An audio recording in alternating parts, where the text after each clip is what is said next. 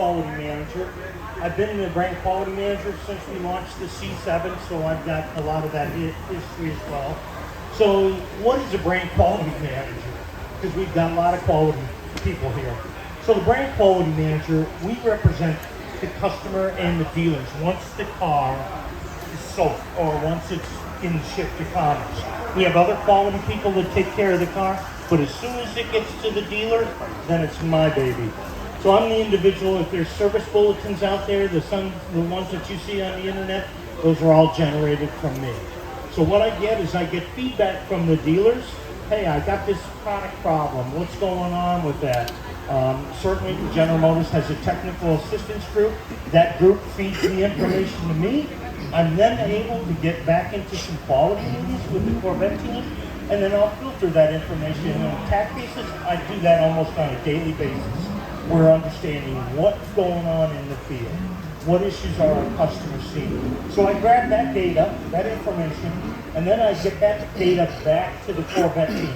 Hey, this is a problem that we're having. It could be an engineering issue. It could be a manufacturing issue. The manufacturing issues, those are sometimes a little easier to get fixed because it might be an operator doing something different, it might be a supplier doing something different, and we can react quicker to those. Design issues that might take a little longer, we call those continuous improvement. We're always continuing the product for you. And as you can see, as the car progresses, you'll see new different features on the car that we added, and it's all because of feedback from our customers. So that's what a brand quality manager is for. So now I want to get into the car itself. First thing, maintenance of the car. It's very critical, especially the transmission. I'm not going to spend a lot of time on it because Dave Simpson, he's our product manager for the transmission. I'm going to get a lot of stuff to him. But what I want to talk about, oil changes, what General Motors does for you. So we have what's called a Chevrolet Complete Care Program. That covers your first oil change and transmission filter change, whatever. So what General Motors is recommending is the use of the oil life monitoring system.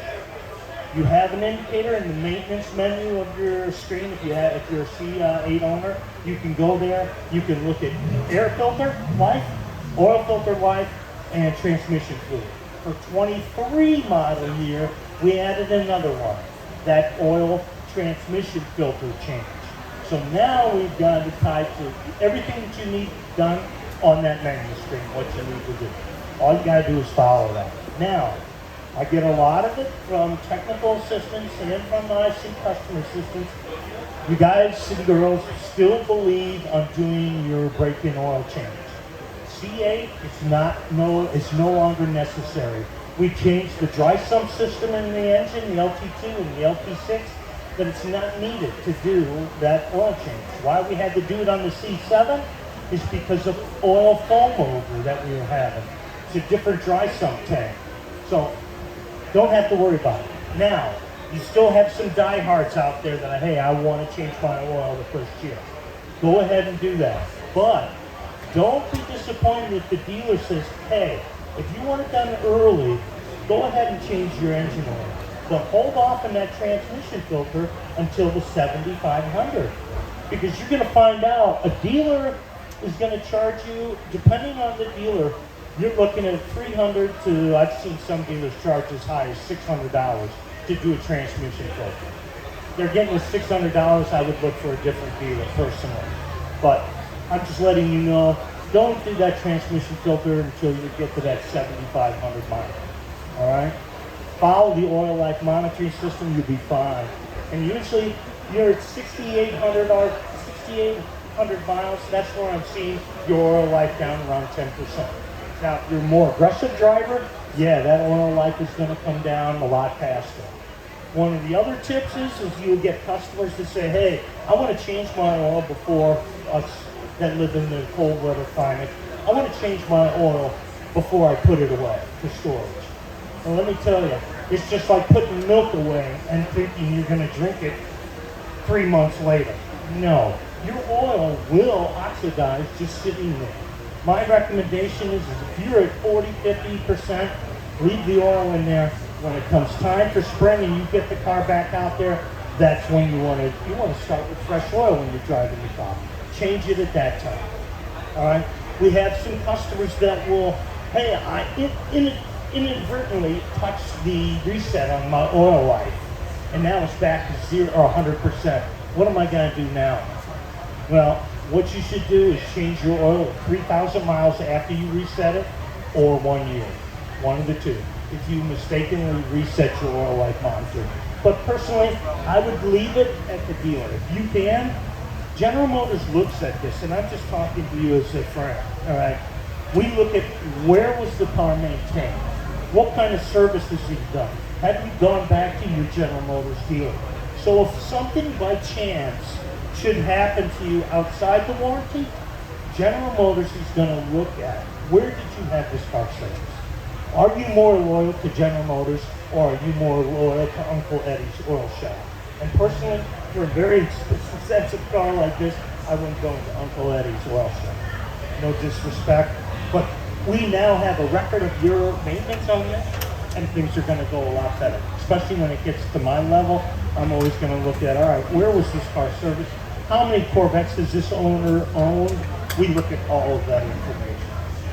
One thing for convertible owners that I'm seeing quite frequently is when the oil is changed. Now I'm going to roll over to this side. When your oil is changed, you have a rubber flap where you go to put your oil and to check your oil. On the all LT2s, LT6s, the engine oil should be checked when?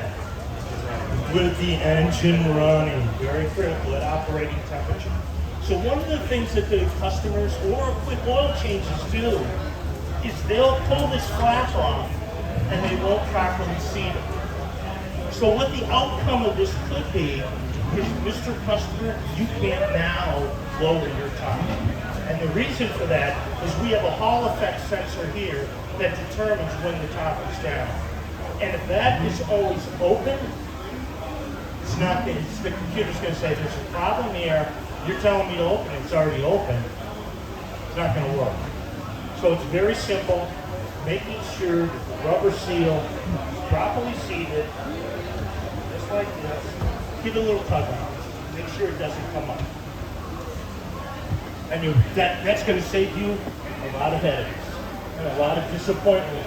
Something that simple. Very, very critical. Oil. Right now, some of our dealers are having some difficulty getting your 0W40 Dexos 2 oil in Mobile 1. I've had that in the field. So this is just supply chain oil availability. We have lots of those issues.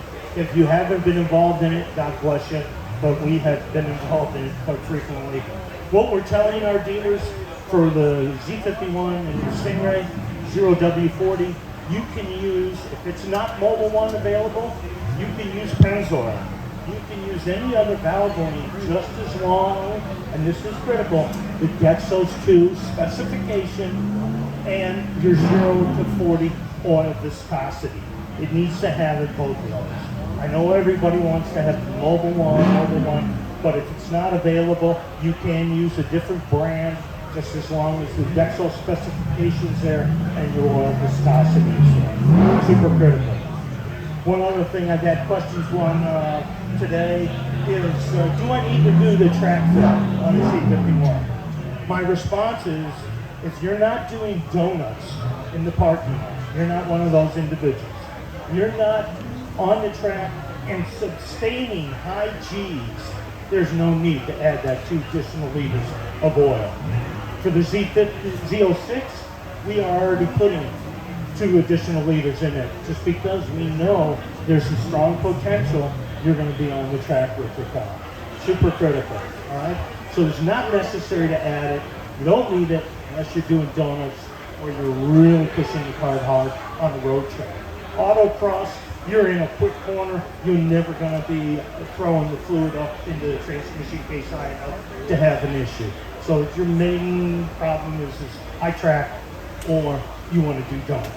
And then you're looking at, for a Cup 2 rear tire, you're looking at about $780. So you've got the money to spend, you want to do it, go at it. It's your car. I can't tell you what to do. All right, so that's maintenance. It's very limited. So you're doing an oil change, and you're doing a transmission fluid. Super critical. Moving on, one of the things I want to discuss, and I see a lot of it here, and I get a lot of it, and I hate, this is the ugly side of my business. I want to share with you, so you're not involved in it. Modifying your vehicle, all right? Once you have modified whatever component you're doing, and these suppliers might not tell you this, you now have taken the responsibility of that, all right? I've seen some where they put aftermarket headers on the car, and they didn't apply the heat shields on the car. What type of problem do you think that individual had on the track? Yes, things got hot, things got melted, customer came back to us, found out, modified the car, now you're responsible for that. You're looking at $18,000 bill. Okay, one of the other things that's very popular, and I just issued a service bulletin, I hope it gets on the Corvette forum. Customers that have the E60 lift system. All right, it's a great system. It was meant to get the car up higher so you don't ruin the front end of the car. What customers like to do is get this little shim to lower the car 3/4 of an inch. So that thing costs $100 roughly. Now the labor is going to be probably another $200, and you're disassembling the front shock. So now you just altered the front shock of an E60 car. These front shocks are $1,800 warranty cost. So do you want to take that risk for a $100 part that if something goes wrong with those shocks, you are now looking at close to a $5,000 bill. Do you feel lucky? That's what I have to say. Because when I get it, the service bulletins out there, the first thing we're asking our technicians, verify the shocks on the car. Has it been modified? If it's been modified, Mr. Customer, I hate to say it, you are now responsible. And I've had an individual, I think it was a Corvette blogger, that he was questioning why General Motors would do that. I'd ask anybody here that runs a company, if somebody modifies your part, would you warranty it? Hell no. We're doing the same thing. And we're in business to do that, and I have no problem with it, but I just want to let you know what General Motors will do in the long run. And I don't want to have to entertain any of you and have to explain that. So that's why I'm spending time here now, letting you know what outcome some of these modifications will do. Even one simpler one, and this is, I've had 3 cases of this, and they're beautiful. The engine covers, beauty panels that go back here, all right? They might not be designed. I'm telling you, we have engineers here. They spend thousands of hours validating their part, making sure there's no issues with it. I've had 4 cases now where, Jeff, I have this rattle in the back of the car. I have this fluttering noise in the back of the car. I don't know. And when they call me, I love this car just as much as you guys, and I want to make sure I know the car just as well as you. And I tell them, wait a second, this Corvette doesn't have any rattles. This doesn't have any fluttering noise. You need to go to the dealer with an open mind and look for accessories. And lo and behold, aftermarket beauty panels in the back, and they're fluttering, they're causing rattle noise, they take it off, problem goes away. And now, Mr. Customer, now you're responsible for everybody's time for us going out there and doing all that. So just be cautious of what you do. If you do something and all of a sudden now there's a problem and you didn't have a problem before, think what you did. You don't want to get embarrassed when you go to the dealer and they tell you, I'm sorry, you modified the car, you're going to be responsible for it. So, You go back with the engine cover, silver, and red. Something fly that car going to power. That's not really modification. no. If you, what his question was is our engine beauty cover, the one that goes over the intake manifold. If you get that different colored or whatever, no. We're not going to void a powertrain warranty for something like that. If you say that the paint's peeling, yeah, I'm going to tell you, no, we didn't paint that one. But no, simple modifications like that, I am all right with. But if it changes or alters the performance of the design of the car, you're taking the risk. Okay? Just letting everybody know. Is there another question? Ceramic brake pads on C8, Z51, ceramic brake pads on a C51 C8. All right. First off, let's go back. So C7, we had hydraulic vacuum brake booster. With the C8, we went to what's called an e-boost system. So it's all electronic now. There is no vacuum. There's nothing. It's all computerized. You still have a brake pedal that's pushing into a master cylinder, sort of, but it's a smart master cylinder. This thing is so smart that if you don't disconnect the battery when you're doing a brake service, you're going to go down a rabbit hole that you don't want to go down. If the system, as soon as you open the door or anything that alarms the car, you come into the car with the key fob, it's going to energize the e-boost system because it wants to know, is everything good here? So it's going to apply pressure to the calipers. So if you happen to have your calipers off the car, off the rotors, when you do this, it's going to push the pistons almost out. So there's a lot of pushing and going. Now, moving to the aftermarket world, I've had a lot of cases where the customer goes onto the track, because brake pads are expensive, let's put it that way. I know what price is. Aftermarket's going to be a little cheaper. However, this e-boost system was designed for our brake pad material. When you get involved in aftermarket brake pads, they seem to be a little more aggressive. When they're more aggressive, they generate more heat. This system is smart enough that it will sense that heat, and you'll get into brake fade on the track a lot sooner than you would with the aftermarket brake pads. That's all I'm just telling you. On the street, you might get away with it, but on the track, I've heard a ton of problems.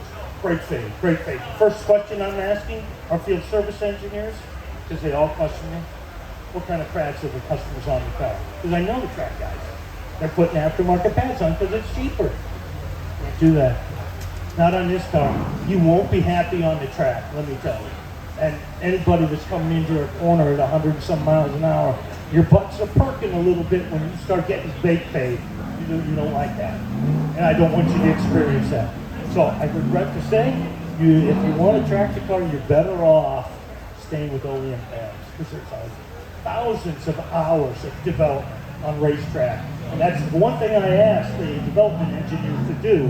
When you're developing this thing, I want you to throw aftermarket pads on the car to see what will happen. And that's exactly what we found out. And if you look in your owner's manual, into the competitive driving section, under brakes, you'll see that if you get a premature brake fade warning, look for aftermarket pads. Great question. Any other questions?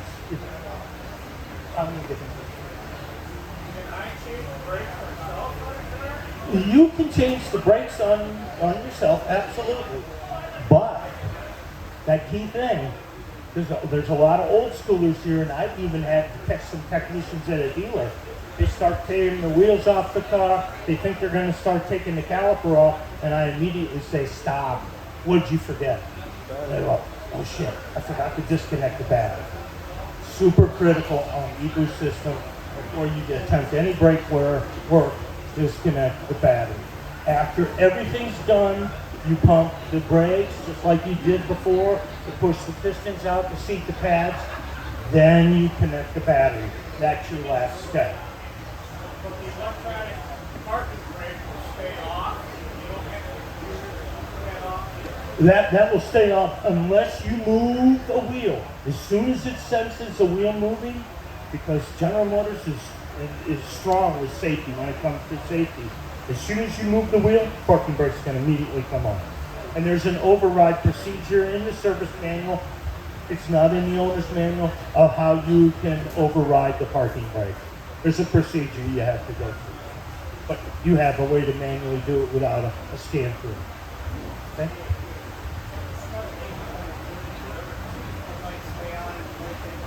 Okay. So he has and thank you very much for bringing it up. He has a 22 that during the daylight, condition like this, the headlights are staying on. You also get this condition in the 23 as well. But for the 22 owners, we have a service bulletin out there on that they're able to go in and reprogram the BCM, and that'll fix that light. Now, on that one, you're going to have to go to the dealer. There's no OTA or over-the-air download.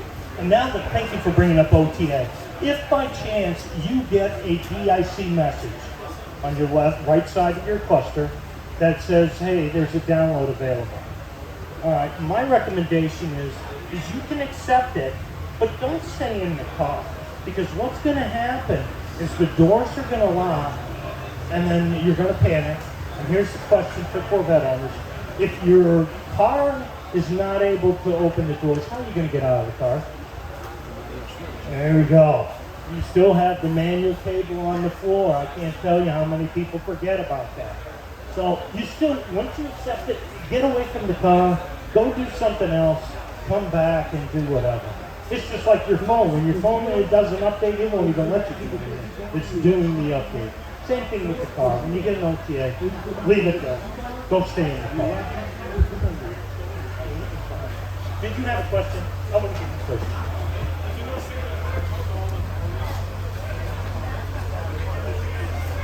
Yeah. So his question was, and this is very popular on the internet as well, is the debris in your front condensers. It's not radiator, it's a condenser in front of the radiator, all right? So General Motors is contracted or approved through, I think it's Stryker. It's Straight Barn. Yeah, we've I guess given them the licensing to sell the front grills in the front. It's an aftermarket one. It's not advisable for the track because you're going to reduce some airflow. But yeah, we've licensed with them. General Motors feels that I haven't seen very many condenser failures coming back in warranty. I haven't had a lot of field issues. Yes, I understand the appearance that you guys have, but we don't see durability issues with that part. But you have the ability to put that aftermarket part on if you like. Do they have one for the radiator? You mean for the side over here? No, there's nothing, we don't have anything for the sides. And on the Z06, you'll notice we added an additional radiator on the driver's side.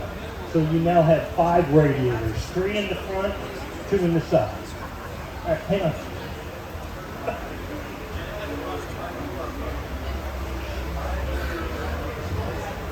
So he's had his car for 11 months.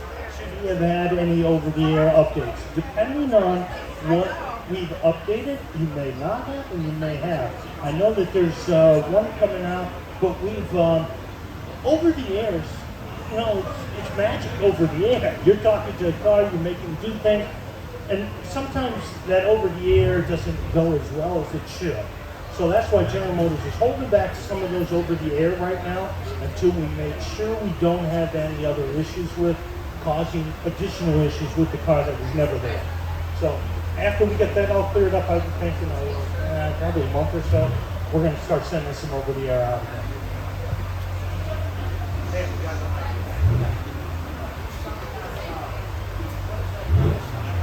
All right, summertime tires.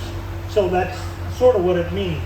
You can drive them in the fall, but the performance of the tire is going to certainly degrade. You got a soft compound that likes warm temperatures, but when it gets cold, it gets extremely hard and brittle.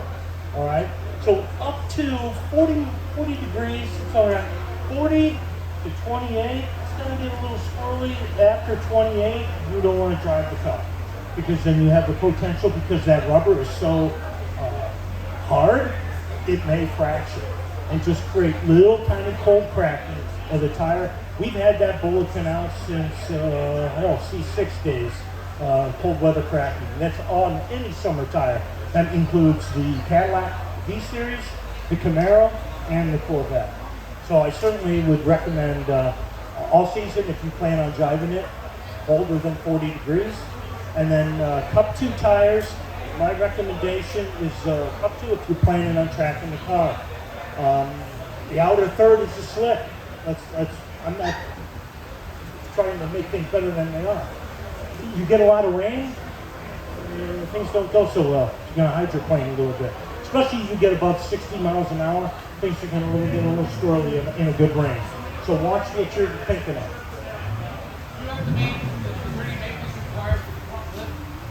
So maintenance for a front lift, no. There's no maintenance on the front lift. You got a reservoir right here. If you take off your cowl panel, there's a reservoir with a blue cap on it. We've had a couple campaigns for it. You want to make sure if you take your blue cap off, the seal should be nice and smooth. Shouldn't have a diaphragm seal on it. The latest and greatest design is a flat seal, and it won't leak. So that's for E60 customers. You guys are keeping me busy. That's the original hydraulic cap. It's the same as the cap on regular before. No, they're two different caps. So they are similar by looking at it, but your cap for your e-boost brake system is black. Your cap for the lift is blue.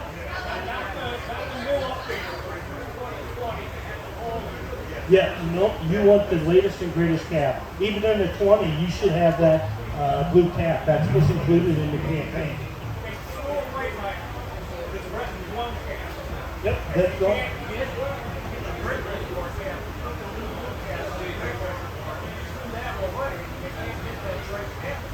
All right, I'll take care of you later. All right. Basically, you had a parts issue, and certainly I can get involved in those. And you know, I'm here to help you. That's my goal. As much as I possibly can. Now, modify. I'm not going to be able to help you that much.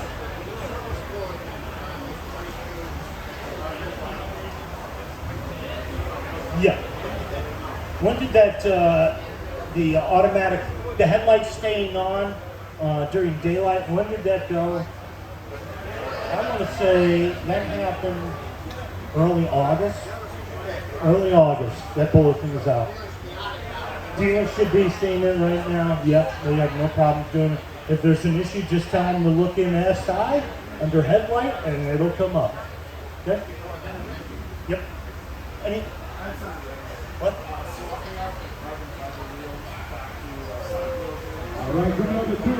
Okay, so the one question was going from carbon fiber wheels to an aluminum wheel, because I knew this was going to happen.